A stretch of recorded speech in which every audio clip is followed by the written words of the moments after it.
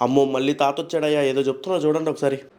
ప్రధాన పౌరులు అనే వాళ్ళు కూడా కొన్ని గుళ్ళకి వెళ్ళకూడదు. వాళ్ళకి ఎందుకంటే బికాస్ క్యాస్ట్ బేస్ ఉంది కాబట్టి వాళ్ళు పలానా గుళ్ళోకి రాకూడదు. గుళ్ళోకి రాకూడదు. ఇంకా ఉందా గుళ్ళోకి సార్ ఎందుకు ఇది? రాకూడదు? ఇంకా ఉందా అది ఇప్పుడు? ఎందుకు లేదు? ప్రెసిడెంట్ ఆఫ్ ఇండియా వెళ్ళొచ్చు అన్ని గుళ్ళకి. ప్రీవియస్ ప్రెసిడెంట్ వెళ్ళారు, ఇప్పుడు ప్రెసిడెంట్ వెళ్తారా? వెళ్ళొచ్చా? కనుక్కోండి, మీరు ఒకసారి చెక్ చేయండి. ఫ్యాక్ట్స్ చెక్ చేసే ముందు ఒక చిన్న విషయం మీ అందరికి. తాత ఇది మీ జమానా కదా తాత, మా జమానా. ఇప్పుడు సోషల్ మీడియా ఉంది, అందరికీ తెలుస్తుంది. ఏది జరిగిన నిమిషాల్లో దాన్ని ఫ్యాక్ట్ చెక్ చేస్తున్నారు. ఇప్పటి కూడా ఎందుకు తాత మీకు తెలిసి తెలియని నాలెడ్జ్ తో ఇదంతా చేస్తారు? ఒకప్పుడు బాగానే చిచ్చు పెట్టారు హిందువులకి. అంటే నిజం ఉంది, తక్కువ క్యాస్ట్ తక్కువ చేసి చూడటం అనేది నిజంగా ఉంది. కానీ అందులో దూరి రాజకీయంగా పబ్బం కట్టుకుంది ఎవరు? మీలాంటి వాళ్ళు. అంటే బ్రెయిన్ వాష్ చేశారనమాట.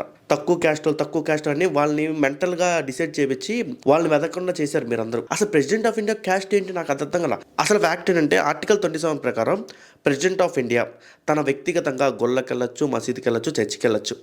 కానీ గవర్నమెంట్ అఫీషియల్గా ఇప్పుడు నేను ప్రెసిడెంట్ ఆఫ్ ఇండియా అనుకోండి కాన్లే, నేను ఒక ప్రెసిడెంట్ ఆఫ్ ఇండియా అనుకోండి.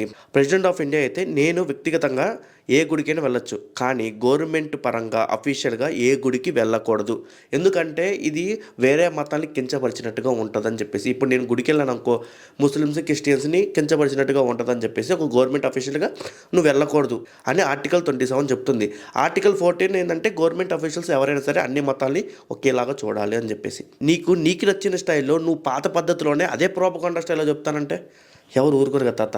సో పెద్దవాళ్ళు గౌరవించాలి కాబట్టి మనం గౌరవిద్దాం. సో ఈ వీడియోపై మీ అభిప్రాయాన్ని కామెంట్ బాక్స్లో కామెంట్ చేయండి. మళ్ళీ కలుద్దాం వేరే వీడియోలో.